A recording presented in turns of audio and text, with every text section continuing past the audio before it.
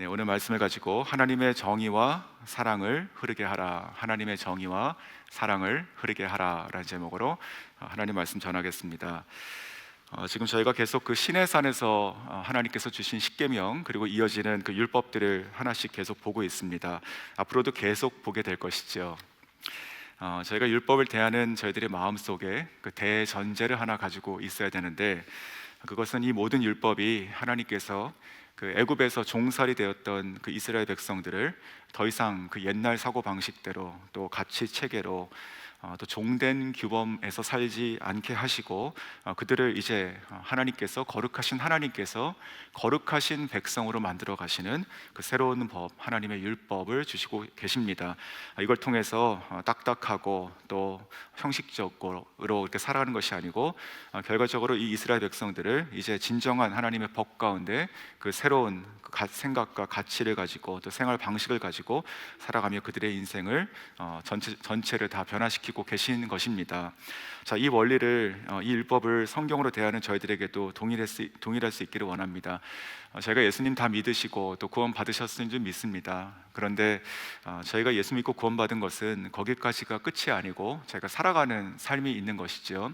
하나님께서는 그저 예수 믿고 구원 받고 그냥 그저 그 옛 자아와 옛 습관과 옛 생활 방식대로 그냥 살다가 예수 믿고 구원받고 오라 그렇게 하신 것이 아니고, 이 땅을 살아가는 저희들의 삶도 거룩하신 하나님을 닮아가는 그 거룩한 백성으로 살아가기를 원하시는데, 그와 같이 우리가 하나님 말씀, 특별히 이렇게 율법같이 딱딱한 것을 들을 때도 동일합니다. 하나님께서 오늘 매일매일 주시는 이 율법의 말씀들이 저희들을 다시 하나님을 닮은 거룩한 백성으로 변화시킬 수 있기를 바라고, 그런 마음으로 말씀을 대하실 수 있기를 원합니다. 자, 오늘 본문은 그 송사에 관한 말씀입니다. 송사. 자, 이스라엘 백성들이 이제 그 서로 살아가면서 그들 가운데 문제가 생기고 또 법정에 가고 이제 이런 일들이 일어나게 되는 것이죠. 자, 어떻게 그 하나님의 정의가 그들의 그 서로의 살아가는 관계 안에서, 그리고 이 송사와 그 판결하는 이 현장에서 어떻게 하나님의 정의가 이루어져야 되는가, 어떻게 그들은 이러한 현장에서도 거룩한 백성으로 나아가야 되는가라고 하는 부분을 다루게 되는 것입니다. 이 본문으로 들어가기 전에 저는 개인적으로 하나님의 정의, 하나님의 공의, 그러면 개인적으로 마음속에 좀 중요하게 품고 있는 구절이 하나 있습니다. 그것은 바로 아모스 5장 24절 말씀, 잘 아시는 것인데 이렇게 말씀합니다.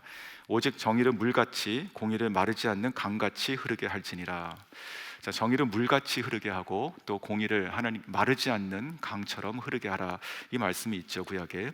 즉, 이 강이라고 하는 것은 그 많은 물들이 흘러가면서 마른 땅들을 적시게 되고 또 그 땅들을, 죽어있는 생명들을 살리게 되고 자라나게 하고 열매 맺게 하고 하는 것들이 흐르는 마르지 않는 이 강 같은 곳입니다.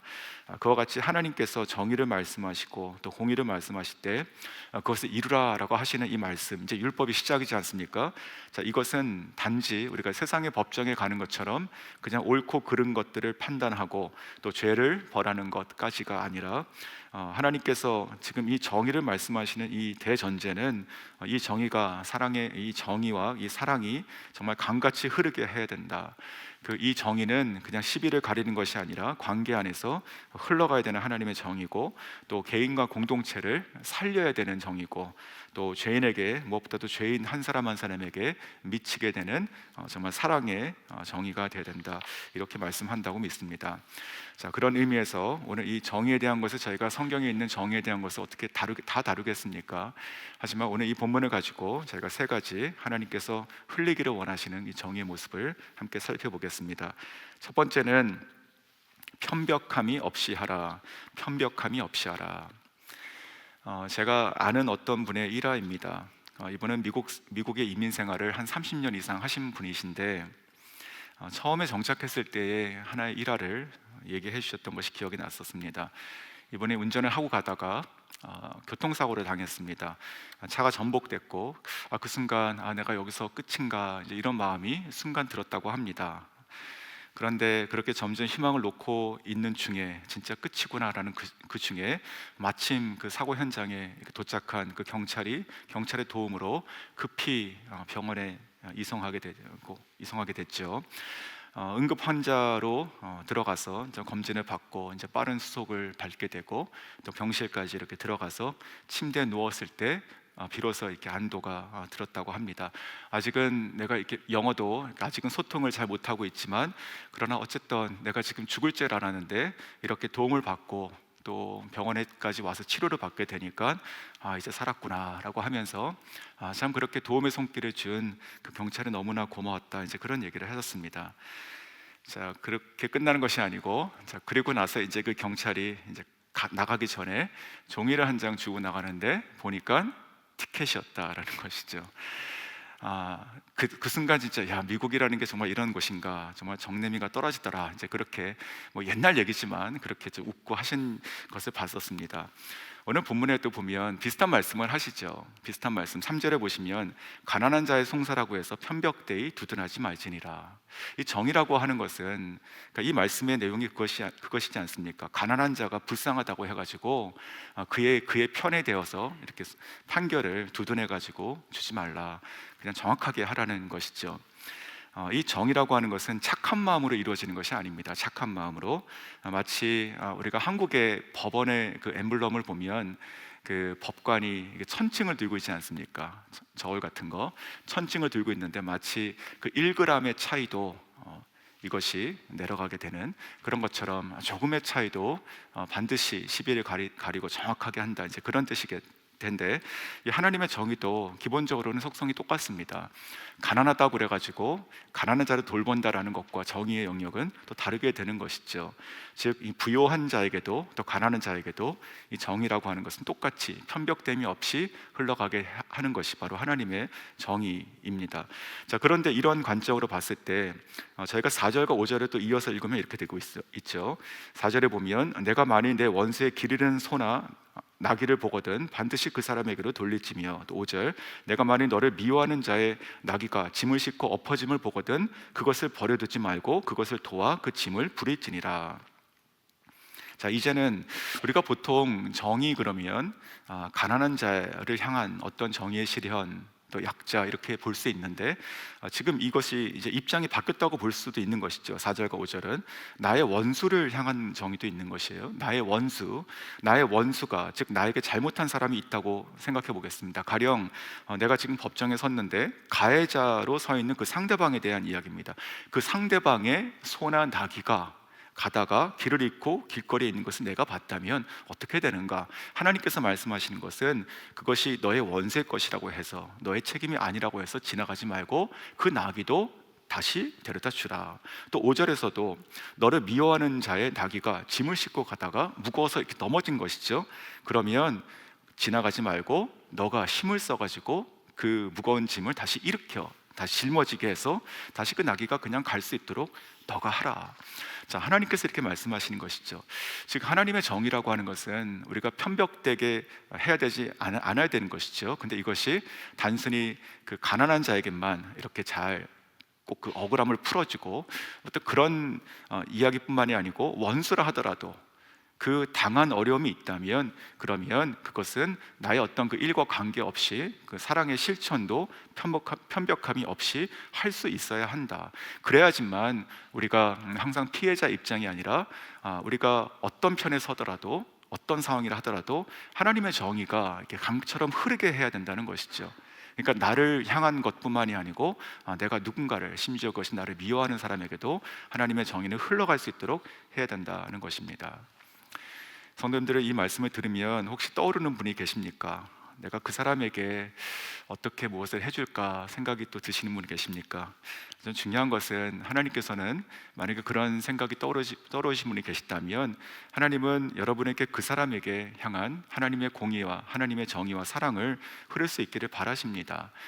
사도 바울도 로마서 12장에서 이렇게 말했습니다. 내용을 정리하면 너희는 너희를 핍박하는 자를 축복하라.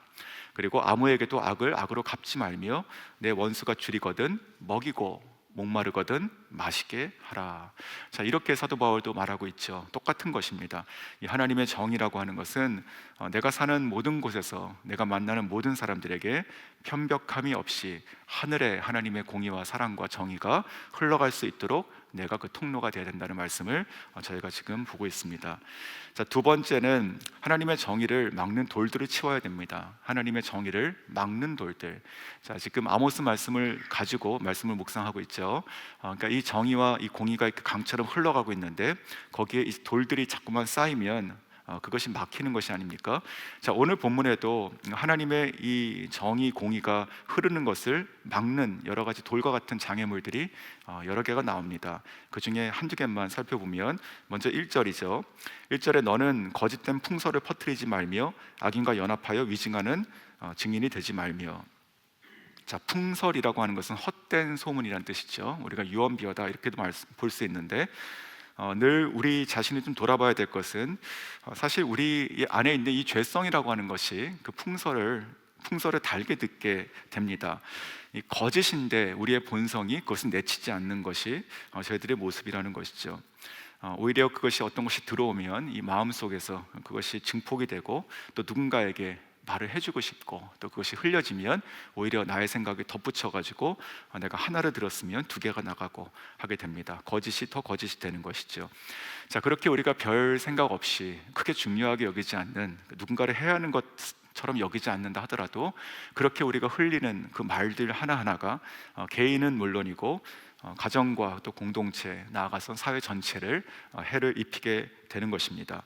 이 거짓된 풍설은 하나님의 정의를 흐르지 못하게 하는 돌과 같은 것입니다.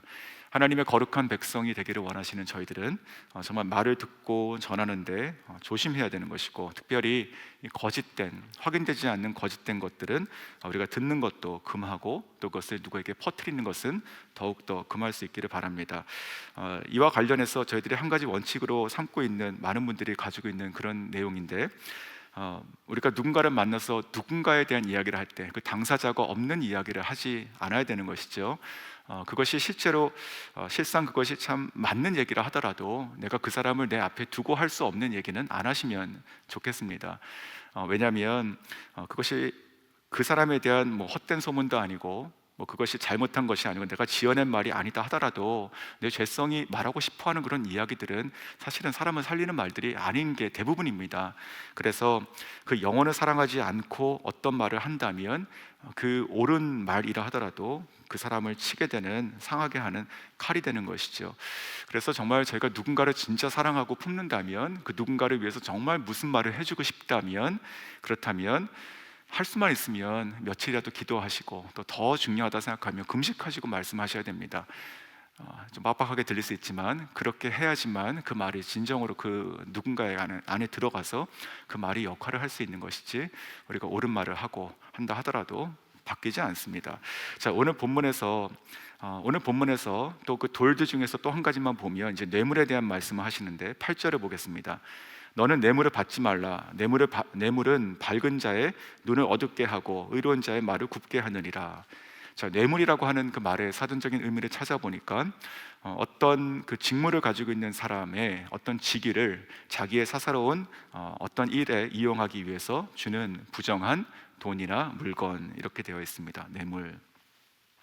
자, 이 뇌물이라고 하는 것은 이제 그 하나님의 정의를 이루지 못한다는 것, 결국 그 사람도 또 누군가도, 주는 자도 받는 자도 다 망하게 한다는 것을 저희가 또 이것을 또 다 알고 있습니다.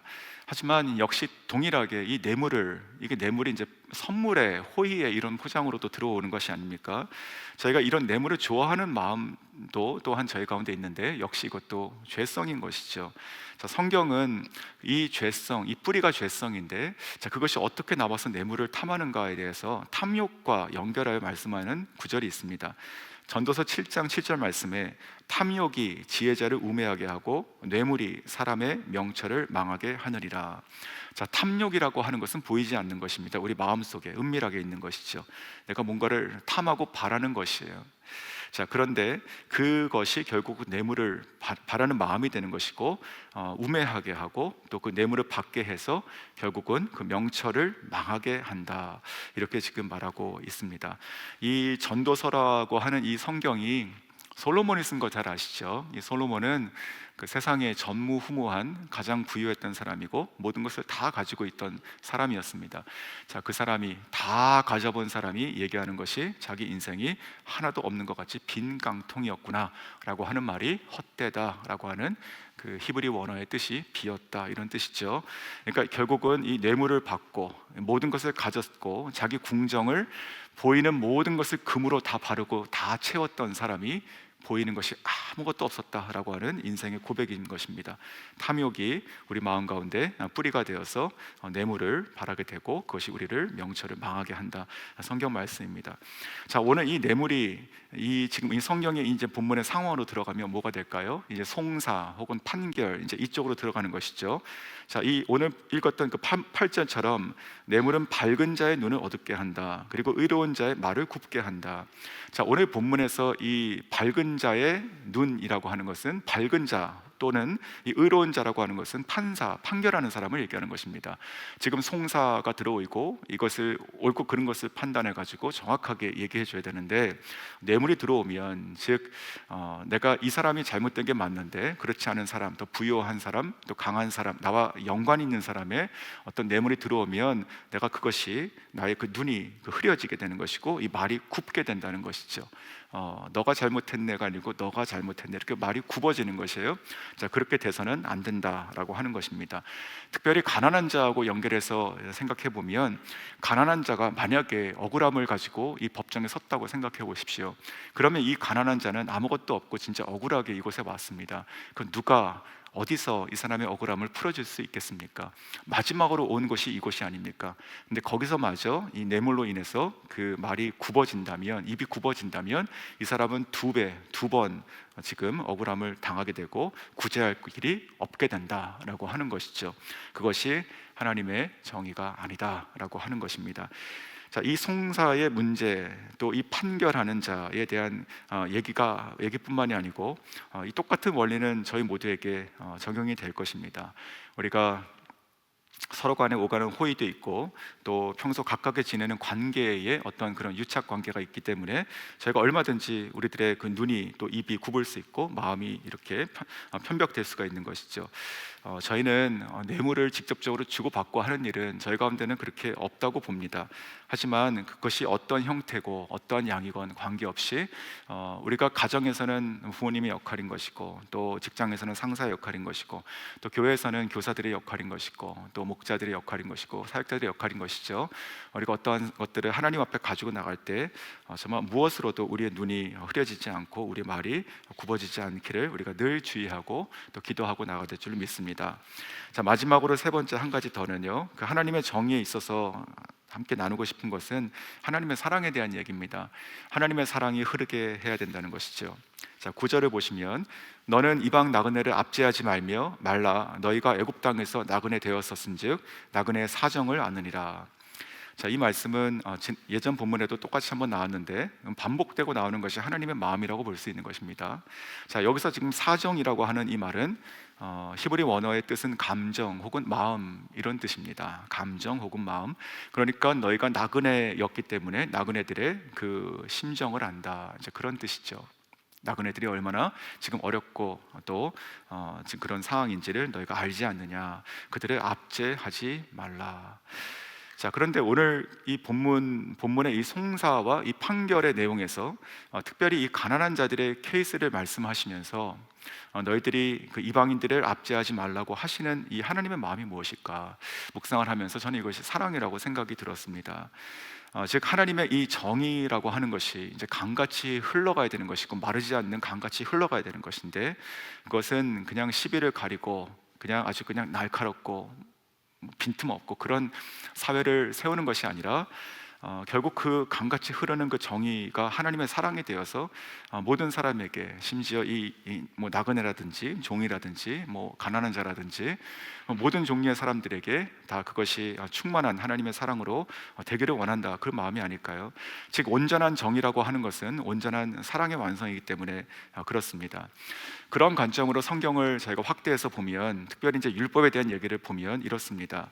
그 하나님의 송사 혹은 문제가 있을 때 어떤 가난한 자들을 그저 조금 배려해주고 그것을 억울함을 풀어주라라고 하는 그런 세상의 그런 정의뿐만이 아니고, 하나님께서 지금부터 시작해서 주시는 이 모든 율법의 내용들을 보면 그 하나님 율법 안에는 하나님께서 일괄적으로 그리고 매우 구체적으로 이 가난한 자들 혹은 이방인들에 대해서 하나님께서 어떻게 그들을 대하고 어떻게 구제를 해야 되는지에 대한 그 하나님 아버지의 그 마음이 아주 상세하게 그리고 관대하게, 마음뿐만이 아니고 그것이 법으로 되어서 그들의 일상 가운데 체계를 만들고 있게 되는 것을 보게 되는 것이죠.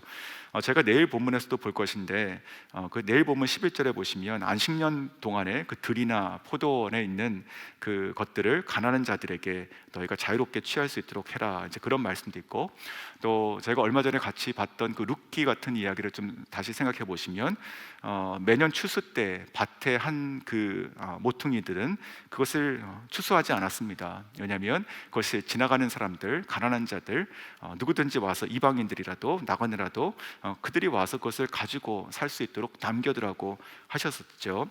또 신명기를 보면, 신명기 14장에 보면 11조에 대한 말씀하실 때도 그런 얘기가 나옵니다. 11조에 대한 말씀 중에서 매 3년째 것은 그 레위인들에게 줘라. 자, 하나님의 일을 섬기는 자들에게 줘라. 동시에 나그네들에게 줘라. 또 고아 과부에게 줘라. 이렇게 말씀을 하고 계십니다. 이것이 그냥 우리가 착하게 살자, 그런 사랑이 넘치는 사회를 만들어야지라고 하는 것이 아니고, 하나님의 율법 가운데 그들이 종살이했던 애굽에서 없던 새로운 법들의 체계가 생기고 있는 것이죠. 또 하나, 그 신명기 15장을 보면 가난한 자들에게 돈을 꾸어질 때는 무이자로 꾸어져라, 이렇게 하나님께서 정말 섬세하게 말씀하시고, 또 제가 지난주 화요일 본문에도 비슷한 말이 있었는데, 그 가난한 자들의 채무는 7년째에 다 탕감해줘라, 종이라도 원하면 자유롭게 해줘라, 이렇게 말을 하고 있었죠. 자, 이와 같이 하나님께서는 이 가난한 자들, 또 고아, 나그네, 심지어 종들을 돌보심에 있어서도 그들을 그냥 말로만 잘 대해주는 것이 아니고, 이것을 규례를 만들고 법으로 만들어서 이스라엘 가운데 이제는 하나님 나라의, 하나님의 거룩한 백성의 거룩하신 하나님의 거룩한 백성으로, 그리고 정의롭고 공의로우신 하나님의 정의와 공의가 흐르는 사회로 만들도록 이것을 명문화시켰다는 것이죠. 자, 그러므로 하나님의 정의라고 하는 것은 하나님의 사랑을 근간으로 하고 있습니다. 하나님의 사랑이 흘러가게 되는 것이죠.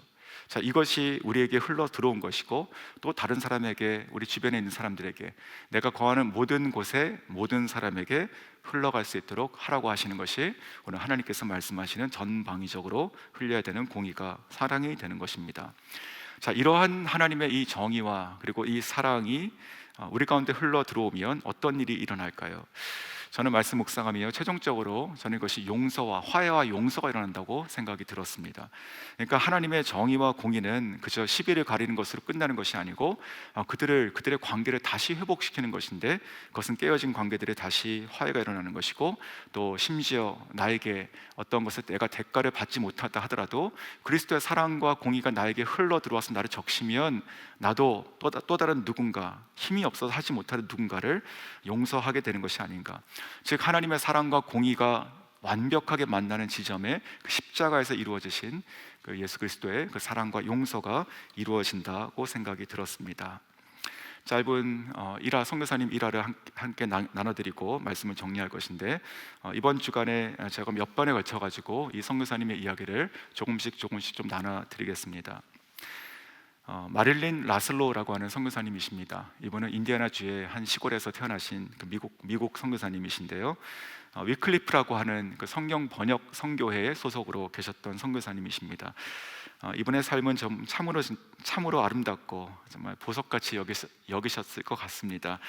이분의 그 삶에 이번에 이제 1967년에 그 파푸아 뉴기니아에 있는 작은 섬으로 홀로 독신의 그 여성으로서 들어가서 뭐 30년 이상을 살면서 이렇게 지내셨던 분이신데, 그 세픽 이왬이라고 하는 그 부족에 들어가서 거기 성경 번역 선교사로 들어가서 사역을 하셨습니다. 당시 그 부족, 그 마을과 그 부족은요, 서양 사람이라고는 한 명도 들어가서 살아본 적이 없는 그런 곳이었습니다. 심지어 그가 그 몸이 백인이었으니까 하얗지 않습니까? 모든 사람이 다 두려워했다. 와서 찔러보고 뭐 이런 것을 찔러가지고 피가 나오는가, 이 사람 살아있는 것인가, 영인가 귀신인가, 뭐 이런 얘기들이 실제로 육성으로 남아 있습니다. 나중에 간증한 것들이.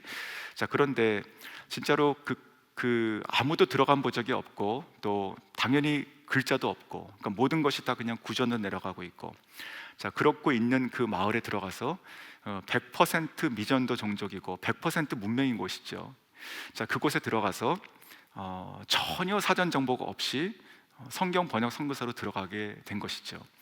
그 첫 번째 동역자가 올 때까지 7년을 혼자 지내게 됩니다. 그 마을에서. 정말 상상을 초월하죠. 매일매일 집들을 방문하고, 그리고 사람들에게 만나면 이제 하나씩 그 언어를 가서 배우는 것이 아니고 언어를 찾아내야 되는 것이에요. 예를 들어 가지고 이 꽃 같은 거를 만약에 가리키는 거예요. 가르치면, 이걸 가르치면 뭐라고 얘기하겠죠. 그리고 이걸 가르치면 또 뭐라고 얘기하겠죠. 그 뭐라고 얘기하는 거에 대한 차이가 아마도 색깔이다, 이렇게 생각하는 겁니다. 그러니까 공통적인 것은 꽃이라는 뜻일 가능성이 있고, 다르게 얘기하는 것은 색깔을 얘기하는 걸 수도 있고, 아니면 이름을 얘기하는 걸 수도 있고, 그러니까 그런 식으로 한 가지를 찾기 위해서 100번, 1000번, 10,000번은 물어봐야 되는 것이에요. 전혀 소통이 안 되는데. 자, 그런 식으로 사역을 하시게 됩니다. 그리고 결과적으로 24년이 걸려가지고 성경을 번역하시게 돼요. 24년. 자, 그런데 그 과정 중에 있었던 한 가지 일화가 무엇이냐면, 이 선교사님이 이제 구약을 번역하기 시작하고 또 하나님의 율법을 이제 번역해 나가는데, 얼마나 그 개념들이 어렵습니까? 사실 뭐 정의, 공의, 율법, 이런 것이, 그런 걸 어떻게 썼을까 진짜 모르겠죠. 근데 그 중에 많은 것 중에서 정말 진짜 번역을 어떻게 되는지 그 개념을 설명하기에 가장 힘들었던 것 중에 하나가 용서의 개념이었다고 합니다. 용서. 그 forgiveness라고 하는 이 단어를 어떻게 설명해야 되고 어떻게 번역을 해야 되는가. 분명히 이 부족 가운데도 뭐가 있을 텐데 찾지를 못하는 것이에요. 자, 그러던 중에 어느 날에 그 마을에 한 사람이 집을 이사해 가지고 새로 들어오는 일이 있었습니다. 새로 들어와서 그 집에 들어갔어요, 사람들이.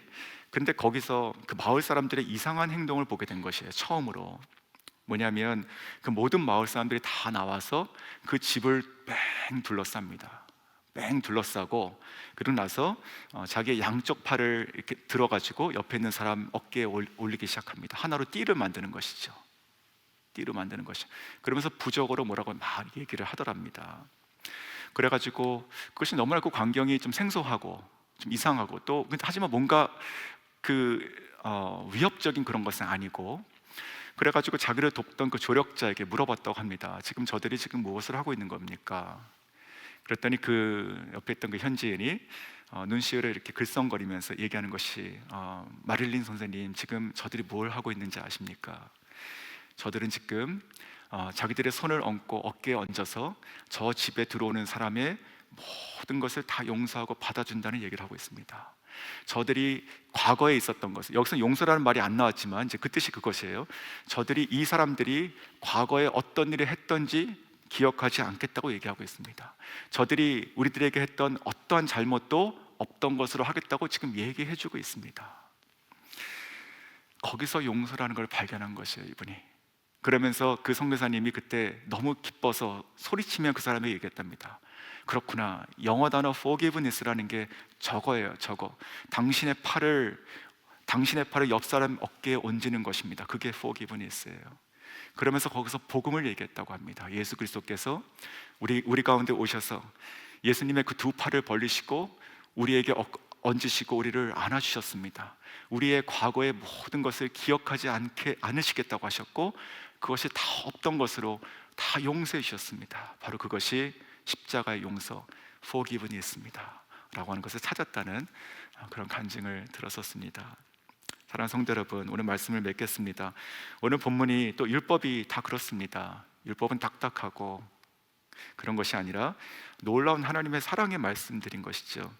오늘도 우리의 죄를 그냥 내버려 두지 않으시고 내가 거룩하니 너희가 거룩하라고 말씀하신 그 하나님께서 우리가 거룩할 수 없으니 우리들에게 거룩하게 변화되는 삶을 살 수 있도록 하나님의 방법과 체계를 다시 하나씩 하나씩 주고 계신 것이죠.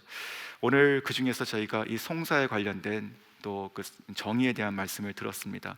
하나님의 정의와 그 사랑이 특별히 그 하나님의 정의와 사랑이 흘러가는 곳에 화해가 있고 또 용서가 있고 또 회복이 있기를 주님의 이름으로 축원합니다.